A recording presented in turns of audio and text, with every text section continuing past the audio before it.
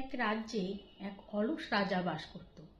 সেই অলস রাজা এতটাই অলস ছিল যে তার কোনো চিন্তা ভাবনাই ছিল না।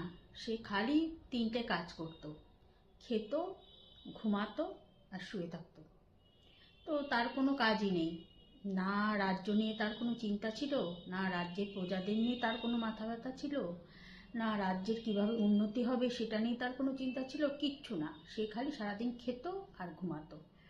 তো এইভাবে তার শরীর এতটাই মোটা হয়ে গেল, যে এতটাই বেআকৃতি হয়ে গেল যে তার বিছানা থেকে যে উঠবে সেই ক্ষমতাটা সে আস্তে আস্তে হারিয়ে ফেলল। বিছানায় একরকম শয্যাশায়ী হয়ে গেল, তার উঠার মতন পরিস্থিতি আর থাকলো না। তো যাই হোক, তখন আশেপাশের রাজ্যের রাজারা তার তো ব্যঙ্গ করতে লাগলো। বললো, ওই তো রাজার ওই হাল, ওই রাজ্যের তো ওই রকম অবস্থাই হবে, রাজ্যের কোনো উন্নতি হবে না। এই সমস্ত শুনে সেই রাজার হঠাৎ করে টনক নড়ল এবং সে চাইলো নিজেকে ভালো করতে, আর কি সুস্থ করে তুলতে, আগের মতো সে হতে, আগের মতো ফিট হতে।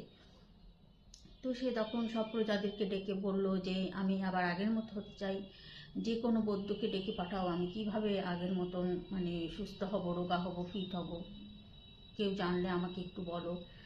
তো রাজ্যে যত বৈদ্য ছিল সবাই আসলো, রাজামশাইকে অনেক রকম জড়িবুটি খাওয়ালো, এই দিল ওই দিল, কিছুতেই রাজামশাই আর আগের মতন হলেন না।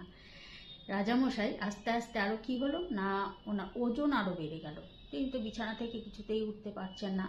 এমন সময় সেই রাজ্যে একজন খুব বৃদ্ধ বয়স্ক একজন জ্ঞানীগুণী লোক এলেন।